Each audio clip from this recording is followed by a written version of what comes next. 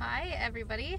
It has been a month, 5 weeks since I have checked in, and I'm only really disappointing myself here because this is more of a vlog for me to be able to have memory of everything that's happened and be able to kind of remind myself, how things were and how quickly or how slowly things went or whatnot. But it's been a little while because it has been absolutely crazy around here, and it's not just crazy in terms of like our actual schedule and such. It's just been, oh gosh, there's been so much going on. So the last time that I weighed in with my group was March 11th. And at that point, I weighed in at 159.2. And that put me 3.3 pounds down from the time that I had weighed in before that. Now, I don't actually know for sure if that was the week before that or if it was a couple weeks after. I honestly can't remember. But I was 3.3 pounds down from the time that I had weighed in before that. And that put me at 69.1 pounds down total, which is amazing. Very happy with that. Over the course of that week, I did lose more, and I got, at my home scale, I got down to 150.4 or 150.6, which again, super awesome. I was very, very excited to cross over into the 140s. I wanted to be there so badly. But that week, I believe also the 11th, I can't remember if it was the 11th or the 12th, but I had an appointment with the surgeon. Now, I know I've mentioned my gallbladder issues before, but basically, to recap that, in January, mid-January, I had a gallbladder attack, and I woke up in the middle of the night thinking that I might be having a heart attack. If I'm being completely brutally honest, I thought that I was possibly having a heart attack. And logically, I knew I wasn't having a heart attack because it wasn't in the right spot. Instead of being, like here, it was here and here. Sorry. Which is like the middle of my sternum, right where the ribs meet, kind of like right underneath that spot, and kind of right to the right hand side, just underneath that rib, not much higher than that rib. So it didn't really make sense that they were telling me that it was heartburn, because there was no burning sensations. It wasn't my esophagus. It wasn't even my heart area in general. It was down lower and to the side more than that.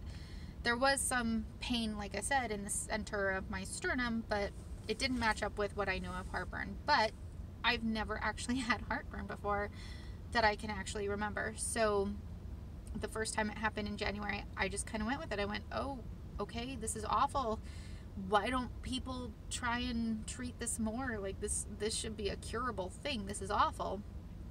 So it happened in January. It happened again in February. And with that second one, I just, it's like, this is not, there's no way this is heartburn. There's no way this is acid reflux. This is insane. The pain is incredible, and I have a decently high pain tolerance. And I mean, I'm with these attacks, it's like the whole next day I just feel off and awful, and it's terrible. So I called to make an appointment. I called and I said, I'm supposed to have an appointment with my doctor in like a month and a half because it's an initial patient appointment, but I'm having all of these issues. And because of the weight loss program that I've been on, I was told to watch out for gallstones, and I think I might be having some gallbladder issues. And they said, oh, it's probably not, you know, people think they have gallbladder issues all the time, but it's like lupus. People don't actually, you know, have it that often. I was like, okay, well, I'm in unbearable pain at this point and not able to sleep. So can we get me into my doctor? They got me in, and she sent me, before I could get into her, actually, I had another gallbladder attack and went into urgent care. And they did a bunch of blood work.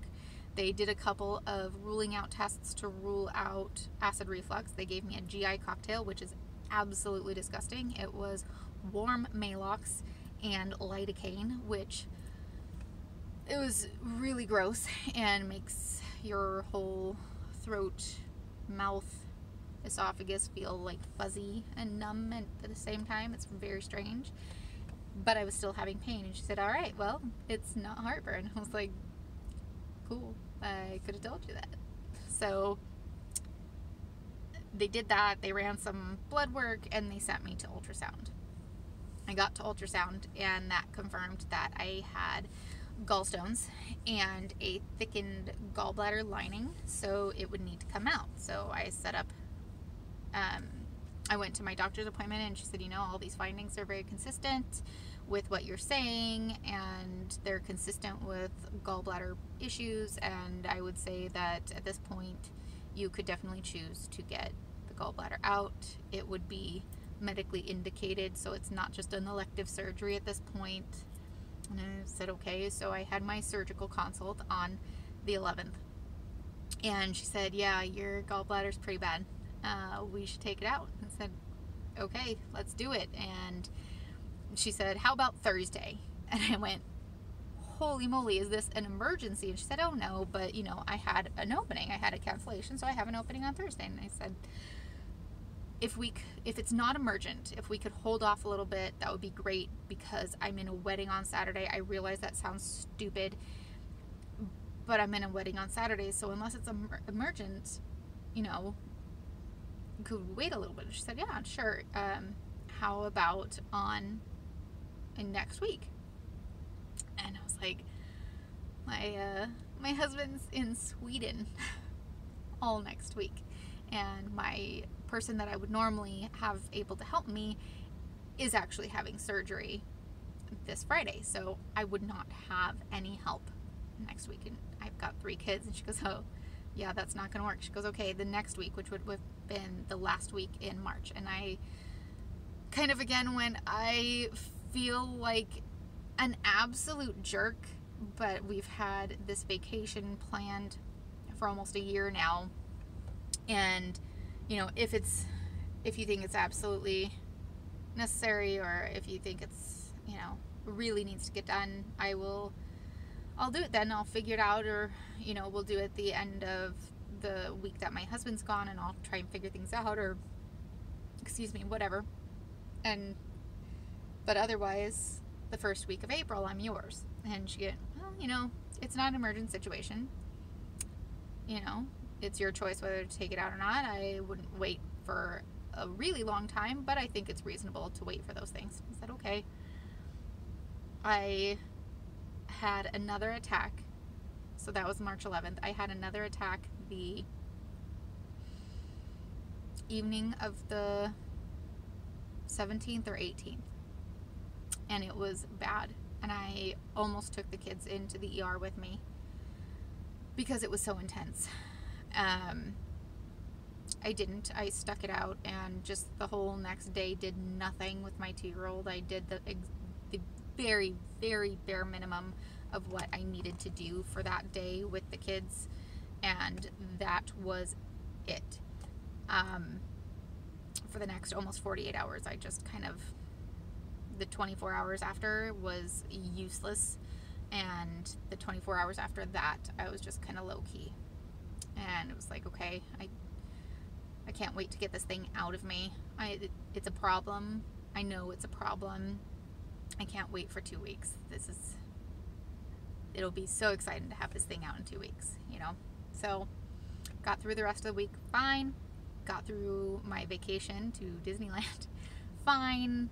And then on Friday night, the night before we were going to drive back home, Um, I decided, okay, we're going to drive back home in the morning, so I am going to get everything packed and ready so that we can just kind of sleep in and chill in the morning. And all we'll need to do is get some of this stuff into the car. We'll have most of the car packed and ready to go, but other than that, we just need to put a few things in and we can just drive and go. Got all that done, sat down, started reading a book, and 20 minutes later, the pain started. And the pain started here. And then within 5 minutes, it just exploded across my whole abdomen, and only in this area. And then right here in the sternum pain. So it was like this line and a line that was kind of mid-sternum. Not high, not too low. And then the rest of my belly's fine. And I started having shaky breath. I couldn't breathe properly. I couldn't speak properly. I couldn't speak in a normal volume like I'm speaking now. I was trying to yell, and yet my voice was like, this was the extent of the volume that I could get.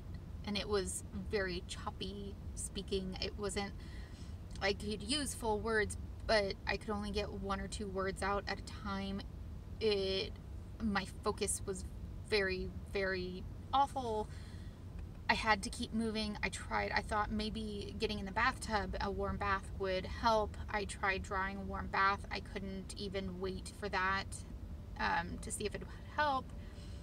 I mean, within 10 minutes, I told my husband, I was like, I'm really sorry, but we have to go into the ER. Something is different, and this is not good. I think it's pancreatitis. So he woke the kids up, and I legitimately looked at him and I was like, I can't help you with the kids. And I left our hotel room to walk down to the car. In retrospect, I feel awful. I feel like an absolute ass, but I couldn't, I mean, I wasn't myself. And for me to be in that much pain is huge. For me to have that kind of reaction to something is huge. So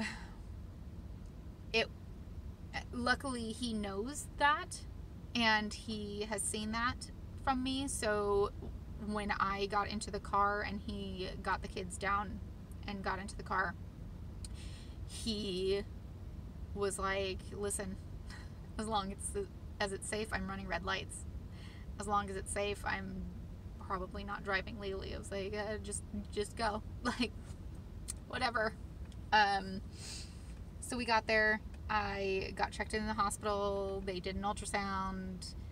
They ran a couple of tests, blood work, and I had pancreatitis. So they admitted me, and it was the worst hospital stay of my life. It was the worst hospital stay that I've personally seen from even an outsider perspective. It was bad enough that my surgeon actually, I don't know how much I can legally say, but there was some reporting going on. I got discharged on Sunday, so I got admitted on Friday evening, Saturday morning. I was discharged Sunday at 11. We drove home. We got home at about 8:15, 8:30. And at 11:05, I started having another attack. It started out as a gallbladder attack. Within a few minutes, it was pancreatitis again. I could tell. And I looked at my husband again and I said, I'm so sorry. We have to go into the ER. It's a little bit earlier than the last time, so I think I can help you try and get the kids ready in terms of just telling them to get ready, but that's about it. We got me to the ER. They checked me in, and it was a much better hospital stay. My levels were drawn. I got an ultrasound done, everything else. Got some pain meds in me, and the normal lipase levels are supposed to be between 20 and 70. And mine were 6,812. So I definitely had pancreatitis. They couldn't do anything. because you can't operate when your pancreas is that angry. So I basically was put onto ice chips only and PO otherwise. I was put onto a saline drip and IV medicine to control the pain, and was told that as soon as my lipase levels were down, it is now an emergent situation. We need the gallbladder out. And at that point, I was like, I'm all for it. Let's go. Let's take this thing out. I want it out. Get this gone. My lipase, so that was Sunday night / Monday morning. My lipase levels were down enough by Tuesday morning to have the surgery, and my surgeon came in and was like, we're going. We're not giving your pancreas and gallbladder another chance to attack. We're going. You will be in surgery by 5:30 this evening, but earlier if we can. And I was like, okay. So I was in surgery by 2:30, and I was back in my room and up and walking by that evening. And my recovery has been great, but I won't really talk about that right now. I'll save that for my next video because this is getting long. So I'm feeling really good now, and I am so happy that that is gone. But because of Disneyland, because of not watching what I was eating, because at some point with the gallbladder attacks, it was more about just eating what I thought wouldn't set it off than it was about keeping my calories down.